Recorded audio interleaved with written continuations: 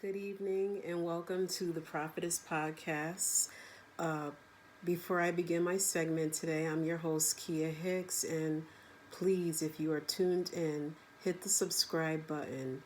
Keya Prophetess Hicks, please subscribe below. I'm trying to boost my listeners and hopefully get a good reaction from some of the content that I speak about. It's definitely right before Thanksgiving, and I know everybody's trying to get their dinners together and trying to get, their gatherings prepared to be with family. It's a time of giving and a time to be together. Um, we all know that the history books have lied to us about the pilgrims landing on Plymouth Rock. The pilgrims did not land on Plymouth Rock, but that could be left for another segment. Right now, I definitely want to get into the dream. I want to talk about some of the things that our communities are going through, particular communities of color, communities where concentrated poverty and loss of opportunity have been having a massive impact on the people that live in those communities. Wall Street corporations have gotten a free ride, basically. If you all recall back the financial reform bill that was passed under the Obama administration, I was a part of a lot of the grassroots efforts that were going all across the country, holding elected officials accountable, meeting with the FDIC, meeting with elected officials that had the power to be a part of just policy reform, because the banks definitely became deregulated and Wall Street was not paying their fair share in taxes. They were gambling away our democracy, causing the largest economic crisis in a generation. And there's still a lot of after effects from what they did and how they got away with it. The banks were deemed too big to fail. And who bailed them out? The American people, you and I. The top 1% have been at the heart of crashing this economy, driving this economy into a ditch, worsening the jobs and revenue so that it has gotten to a level of crisis. How is it that they're paying themselves large amounts of pay raises and bonuses while people are losing their homes and being put in the street? We need to end this reckless speculation that there isn't a crisis, a revenue crisis going on in this country. There's a revenue crisis, there's a housing crisis, there's a healthcare crisis. There's a lot going on, and it all goes back to Wall Street and the top 1%. We need revenue for jobs, housing, healthcare, education, and our social safety net programs, which are always the first to be chopped when these decisions are being made. So, we got to ask ourselves too, how did we get where we are today? How did we get where our democracy is being stripped from us? So the 1% had a strategy also to take over our democracy. This wasn't something that happened overnight. There was a series of choices that were made by corporate interests, lobbyists, and elected officials over the past 4 decades, that have served its part in the takeover of our democracy. The war in Vietnam and the Cold War, followed by the wars in the Middle East, had gutted our federal budget, growing our deficit and squeezing the social programs that protect us all. We have had seen how deregulation of our banks have crashed our communities. Defense contractors, oil companies, they were protecting a lot of the corporate interest around the world with that. That resulted in nearly 60% of the federal discretionary spending going to the Pentagon and its contractors. And of course, that budget doubled. While states and cities around the country suffered extreme budget shortfalls, cutting teachers, cutting community programs and services, all our safety government programs, it impacted our community. It's only one piece, and the 99% were at the receiving end of that. So how did they get to fight so much? They were moving money from social programs to pay for war. That's only a piece of the strategy in controlling our democracy. They have systematically and relentlessly attacked every single government program, and they've attacked any law that was trying to be passed to protect a lot of these. Social Security, Medicare, EPA, Pell Grants for college students, all of those benefits. They went after the laws, like the the Glass-Steagall Act. I think that's what I wanted to say. That were put in place after the Great Depression to stop the big banks and big corporations from making profit at the expense of social stability. Financial deregulation meant that banks could make like dangerous decisions, and they could, do redlining. They were free to redline and predatory lending. They were forcing people out of their homes because they were giving loans to people who couldn't afford to pay those loans. That was a mortgage disaster, if we all recall. A lot of people lost their homes. And this was all in the interest to make a quick profit. These schemes meant that they failed anyway, and they took the rest of the economy down with them, basically. They also went after a lot of workplace regulations and environmental regulations so they could have free reign to do whatever they wanted to do to make more money. Whatever the cost to our communities and our planet, they could care less about. So they were attempting to destroy the environmental protection laws and environmental methods that would get in their way from extracting the most profit from the environment at the expense of people. They were trying to ram through the construction of new oil pipelines without oversight so they can pursue increasingly extreme forms of energy, such as the Canadian tar sands, mountaintop removal, coal mining, deep sea oil drilling, hydraulic fracturing, frackling for natural gas.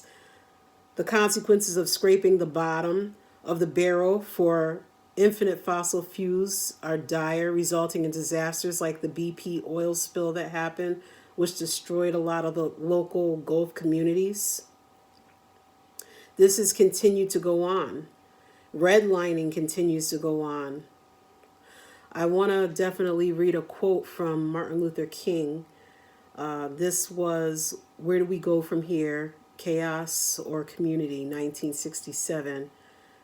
Dr. Martin Luther King said, "Let us be dissatisfied until the tragic wall that separates the outer city of wealth and comfort and the inner city of poverty and despair shall be crushed by the battering rams of the forces of justice."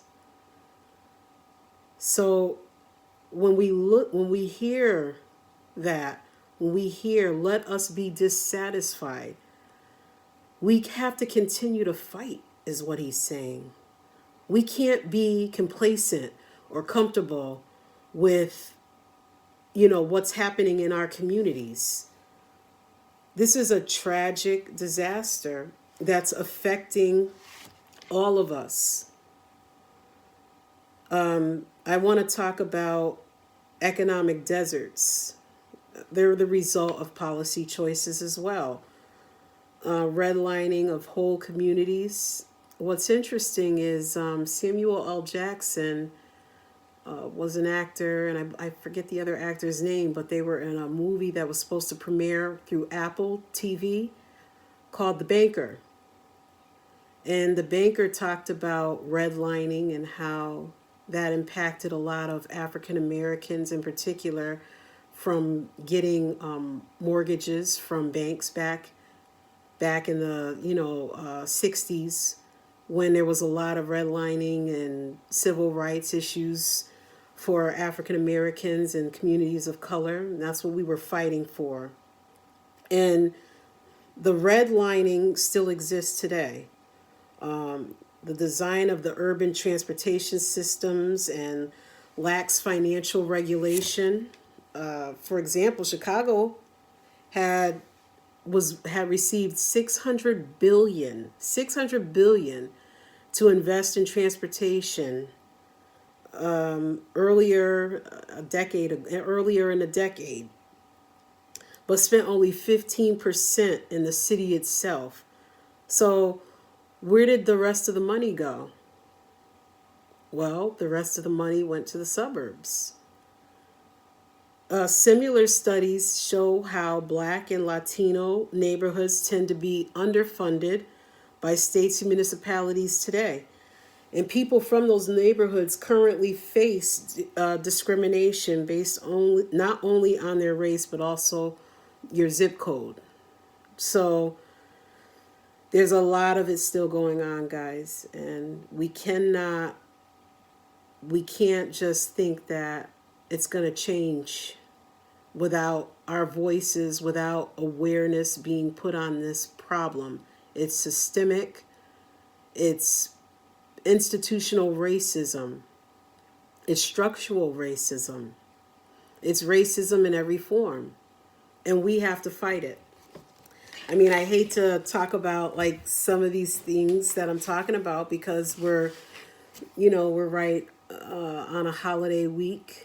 But I think that some awareness needs to go on the healthcare and what's happening to healthcare. I was listening to the Madison show on Urban View, SXM radio, and I listened to his show because it's very uplifting and you learn a lot about, the different voices and how people feel their opinions on things. And again, I welcome a lot of opinions. I'm a very opinionated person myself, so that's why I'm trying to get my views up and have people subscribe, because eventually my goal is to start a radio station here locally, a urban radio station where I can hear from people and we can have conversation and dialogue about what's going on.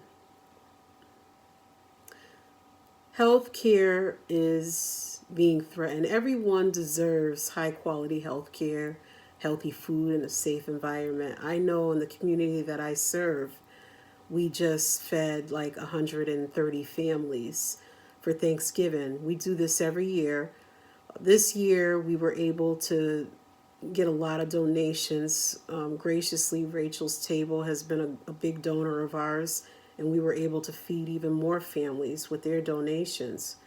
And it makes you feel good because there are a lot of food deserts out there, and a lot of communities, low-income communities, communities of color, are the communities that are being impacted by these food deserts, where they don't have access to farm fresh foods, from the farm to the table kind of foods.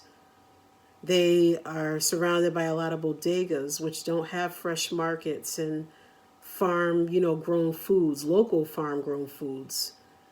And so it increases the cost of healthcare because a lot of the quality of the food that they only have access to is very poor. And the value of that food and the the wellness involved in eating unfresh foods is alarming. It's alarming. Healthcare is not a commodity. It is a human right. And all people deserve to live and work in conditions that promote health. Farm and food policy must support people before profits. Family farms are both economically and environmentally more sustainable than agribusiness. Our nation's water supply is a public good that should not be privatized. We must preserve our natural resources for future generations. We got to think about our future generations, guys. Who else is going to think about them? Few issues impact an individual's quality of life and a community's overall well being as directly as access to health care and food. Environmental degradation negatively impacts both public health and food security. So we have to continue to put healthcare first. There are people whose co-payments have doubled since last year. And their raises that they get, their bonuses that they get aren't enough to offset the raising cost of healthcare. We must address the limits of the private market and build support for a public health insurance option, which I know the Obamacare tried to work on some of those issues, but it wasn't perfect and it still needs a lot of work. But again, we are faced with deregulation. People in high up places wanting to repeal Obamacare. And Obamacare, if anything, helped more people become it helped more people be insured. And the underinsured, it helped a lot of people. Like I said, it wasn't perfect, but it helped a lot. But in addition, we must pursue policies and that address the ways in which racial and economic inequalities negatively impact our health outcomes too. There's a lot of health inequities in African American woman versus white woman, for example. There's more infant mortality rates, higher infant mortality rates amongst Black African American women than there are white women. Why is that? So federal, state, and local farm policies also should strengthen local and regional food economies.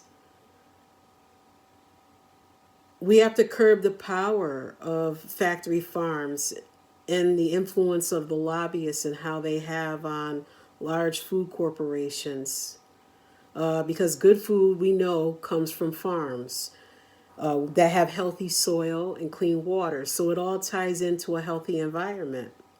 Farm policies must also support the transition to more environmental, sustainable farming practices. That's important too. So, there's a lot of things that I can talk about for environmental justice and, my platform, which is sort of in line with the national platform and promotes green agriculture and brings healthier food to everybody's table. But we need a new farm bill. It needs to shift federal support, away from the mega farms and toward the more of the local farms to save family farms, for one, because those are at stake. Raising commodity loan rates to the true cost of production so that family farmers can compete in the marketplace. You have these giants that have all the protections and all the profit, and it's deteriorating in the local farms, the family farms. And we know what goes on in these mega farms. We know the food quality. That's just one issue. So we need to establish land stewardship grants and other kinds of support for conservation measures. We need to provide resources that help farmers transition to more sustainable growing methods and loan and grant programs to support rural economic development, which is real important. I, for one, believe that, again, healthcare is not a commodity, it's a human right. But it definitely starts, if you look at these documentaries, the things that we're seeing on TV that really home into the healthcare, a lot of it is in the foods that we eat.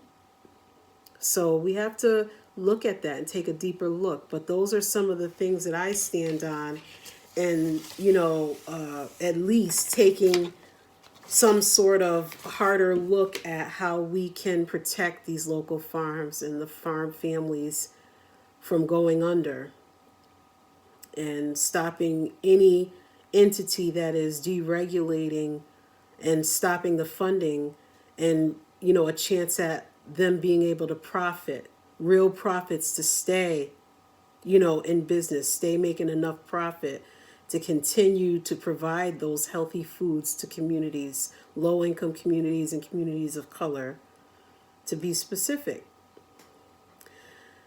I do want to say that these are some of the things that a lot of the presidential candidates, they are touching on, but they haven't really gotten into real detail about. So I suggest that you all do your homework before you cast that vote. Make sure you know what the candidate stands for, what their platform is on everything that you care about, what you are passionate about, what matters in your community. You have to ask yourself the question, is this candidate going to change this? Is he going to, or she going to, when they're elected, would they change the current situation of what's going on? And if the answer is no, then don't cast a vote for them. But if the answer is yes, then not only just cast a vote, but get involved. Make sure that once they get elected to office, that they know that we, the people, elected you, and we, the people, can vote you out. There's got to be accountability, transparency for these elected officials. Congress, too. There's a lot of congressional seats up for grabs in this next election. And we need to take a hard look. Kentucky, South Carolina, just to name a few. We need to take a hard look at, how, let's look at their work that they've done. Have they done work to stall the progression of, bringing accountability to Wall Street? Or have they done work to make it happen and to hold that accountability on Wall Street, to pay their fair share in taxes, to create taxes that will bring accountability to the top 1%? All these holes and loopholes and tax breaks for the 1%. But the 99%, like you and I, are at the other end of it all. It's a top-down kind of setup in this country. And where does it end? So make sure you know your candidate before you cast your vote. Make sure you do your homework. I suggest, you look at, the voting laws, and look at how there are being things done right now to threaten our democracy and to take away our voting rights. Remapping, communities and changing, the grid so that people of color are less likely or have more obstacles to get out and vote. It happens every day. Don't be under any cloud or any fog to think that these things aren't going on in this country, because they are. So what are we going to do about it? If we sit complacent and silent on it, the job won't get done. But it's up to us. It's up to every one of us. And put some power behind our voices. Because we can march and we can sing and we can chant, but if there's no action to back it up, it's not going anywhere. It's not going to change. So I definitely will want to talk about the people's platform, is what I call it. Because it is. It's our platform, and what side of history we are going to be on at the end of the day. And a lot of these elected officials are on the wrong side of history. I'll tell you that. So I think I'll get into, my next segment a little bit more about the People's Platform. And I'd like to get some interviews and hear some voices on this, opinions and things that other people are thinking out there. But I'm going to end on a good note by saying Happy Thanksgiving to everybody. We all know that the Pilgrims didn't land on Plymouth Rock. Hey, listen, I'm just trying to be honest here, but that could be a whole other segment that we can get into, because we all should know about it and know the real history, and children in school ought to be taught what really took place in history. That's all I'm going to say on that. But definitely, God bless you all. God keep you all and your families safe. And, make a new tradition for what Thanksgiving means in your family. It don't got to be about the tradition, in the sense of the word. Because Thanksgiving means different things to different people. For me, it just means keeping our families together, keeping close, and thanking God for all of our blessings and the people that we have around us and in our life. It's as simple as that. Giving God the praise. Can I get an amen? All right. Well, I love you guys. Thank you for tuning in to the Prophetess podcast and your host, Keya Hicks. Remember, hit that subscribe button. I would love to definitely get this podcast going and hopefully, get an urban radio station where we could bring about a lot more awareness around subjects that mean so much in our communities. But until then, God bless, and I hope to talk to you all soon again.